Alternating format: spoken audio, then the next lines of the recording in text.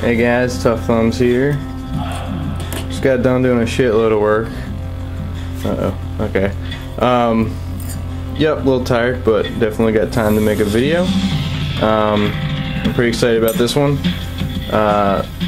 Woke up this morning and Anonymous was freaking down here in the shop, like going crazy, just cutting out scale left and right for me to do for him. You know, that's how I pay rent, guys. I make scales for him, so I don't pay him any money. I just make handles. I'm kidding. But anyway, so I got in front of me is one of mine and one of his. Oops, that's all right. These aren't even finished anyway. So this one, he asked me my opinion on what I should go with, and I said micarta. Classic look here, the large Anzo pattern with the red liners, looking very nice and sexy. I washed out the sandblasted the micarta, so it was a more aggressive pattern in the weave there.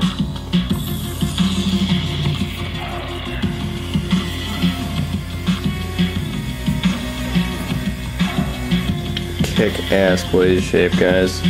I saw this thing laying around and I was like, dude, you gotta finish that. And it's just very comfortable with this little guy in the middle here. It's very, lots of support there. And it's just such a cool shape. Seriously. This is a really good shaped blade. It's just real badass looking. This thing just looks just gnarly as hell. Love it. It's very comfortable too. Very comfy. And I do have some pimp jobs, guys. Some sweet ass pimp jobs. This is mine finished, this one. Still not sharp though, but I wanted to put orange liners, but turns out I don't have any. So I got the large Anzo pattern with the toxic green liners, which is the next best thing. A little rough down there, but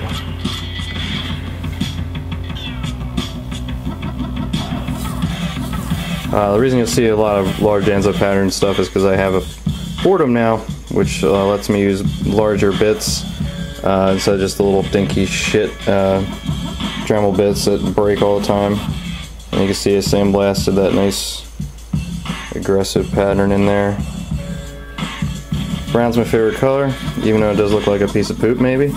But I'm going to put a sheath on this guy, sharpen it up, use it a little bit, fix it up, and sell it.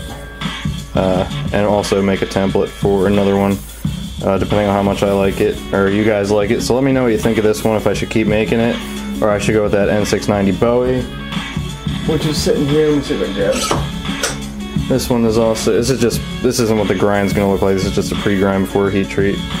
I like this one, but I'm definitely liking this one better. I did this one a long time ago. It's pretty thick, a lot thicker, but finding for, you know, outdoor stuff, bushcrafty type stuff, and this one, you know, performed better, I think. The slice and chop, so the full flat grind is ridiculous. Yep. So what I got next for you is I'm gonna do a pimp job and then another knife I made and then another pimp job. So this knife, I don't like this knife.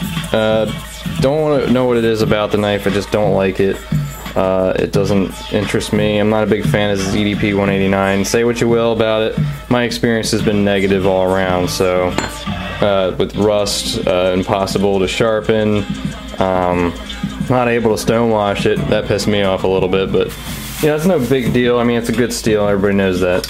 But yeah, I just had some issues with it. But this knife, you know, I never liked it. I just didn't like the way it looked and everything, but it was well constructed, and I figured, you know what, I'm gonna make this one look nice. I mean, I wanted carbon fiber, and that's what I gave him, but I made it look real sweet. So here's your ZDP 189 A.G Russel.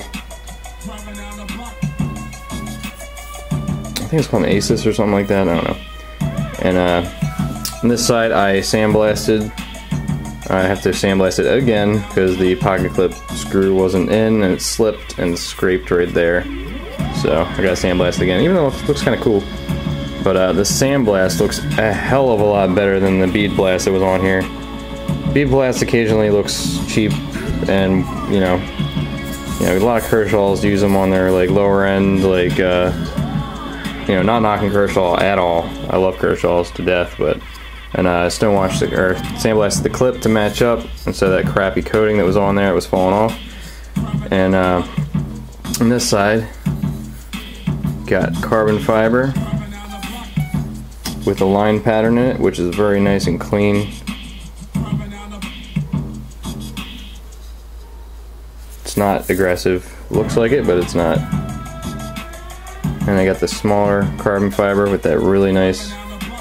For patterns in carbon fiber, guys, I recommend that you pick this tighter weave, because you see how there's a pattern itself in there. Just as long as I get the pattern on the carbon fiber uniform, it just doesn't look all blotchy and weird like the other stuff. Not that there's anything wrong with the other one, but this one just looks a lot better, I think. Now when it comes to smooth, I like the other one a lot better. So this guy now looks pretty freaking kick-ass in my opinion. And yeah, the carbon fiber just really bumps this thing up another notch. And it's a lot lighter. It's a heavy knife, a lot more comfortable, a lot more grip. Definitely rocking a sweet ass look now, and I like it now. And with the owner of this, please contact me. You've been, you know, out of contact for way too long. Can't find you know, call your numbers disconnected and stuff. Hope everything's cool, man. Just give me a call. I have a question about the Velotin. Alright, so next up, you guys might have seen this a long time ago. I didn't make this. This is a Havockworks credit card knife that I bought off of USN a while back, and it's my first, you know, handmade custom knife by somebody. And the guy at Havockworks, which is H-A-V-O-K, works. Really awesome stuff, guys. He puts a really cool finish on his blade. It's just really, it's kind of a mixture between tactical and primitive. And I love this thing. I thought it was so cool, and I wanted to try my hand at making one, so I did. It's not exactly the same, it's similar. There's not much you can do with this type of blade shape. So I got the titanium, anodized, of course, looking all sexy. It's like an aquarium or something. Got two holes here and here. You basically get a sheath that's this shape, maybe wear it around your neck as a neck knife. It's pretty thin. It's not as thin as my other neck knives. And this side is also blue. Kind of like a dinosaur scale look on it. It's like it's got icing around here, like icicles, like it's freezing. This one's not completely sharp yet. It's pretty sharp right here. It's very sharp right here, around this area and this area, but I haven't completely sharpened it yet. A little difficult of a sharpening job on this one.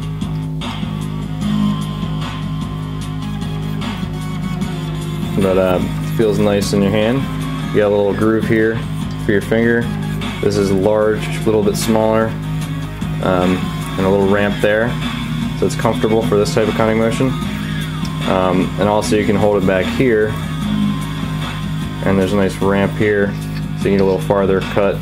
You gotta do, I don't know, whatever you gotta do with this thing. But you know what, this thing is awesome. My wallet that I've been carrying for years is pretty small, and let's see if I can do this on camera here. But you don't want to put it in this way, because then you're gonna cut the shit out of yourself. Here, let me get my credit card out of the way here so you can see it. It's a pretty small wallet, perfect fit. So, if you guys are interested in this guy, and because it's titanium, you know, it's not gonna cut. Well, it will probably cut that if you rub it too much, but I made it the slightest bit smaller than a you know, a credit card or whatever, just so it would fit better in your wallet and not give you shit and rip it up. You got like a nice Maxpedition wallet or something. So yeah, guys, that's that guy. I'm not sure what I'm selling that one at yet. If anybody's interested, let me know if you guys think that's pretty cool, because I could bang those out pretty fast, because it's a pretty simple design. Alright, next up, my masterpiece for today belongs to Mr. Bobby Jones.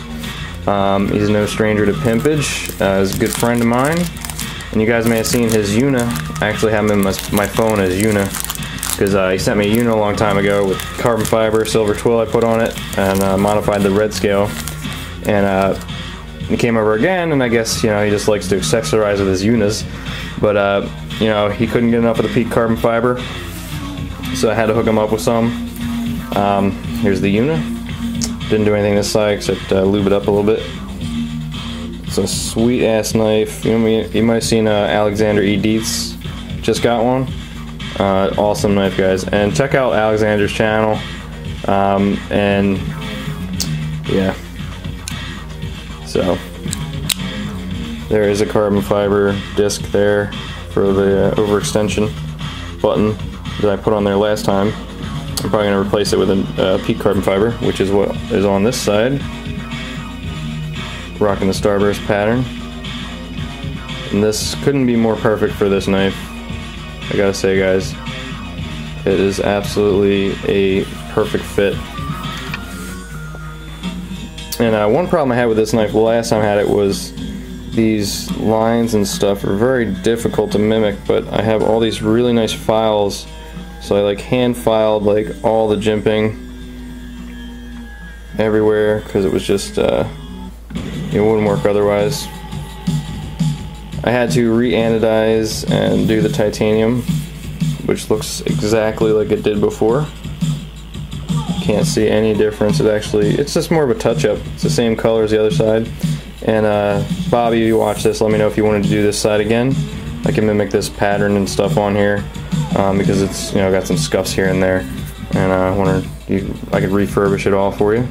Sorry, you probably want to see the peak here. This peak needs to be polished a little bit more. It's not quite perfect. There's a little blotch on one of the grooves right here, which is bugging the hell out of me. Of course, with this lighting, it just picks up all the nasty, but it's pretty much perfect in my opinion.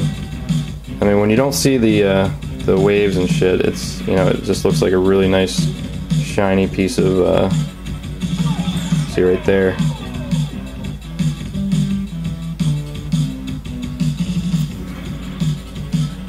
Yeah, I gotta work out some of these little scratches and stuff. Plus, I think Bobby likes to polish stuff up. So, got your light show with the peak carbon fiber. Carbon fiber is a great material, guys. I have this hunch that you guys like it. I don't know. Just a hunch, considering every freaking pimp job I do now is like carbon fiber. So, I have so much G10, I don't know what to do with it. Seriously, guys. This one's really smooth now. But, I really like that. I know everybody's looking at this guy, but, yeah. It's not a pattern I do often right here. The second time I've done it, it's turned out very clean. Just a good pattern. Very uniform. This one's also uniform. Ha!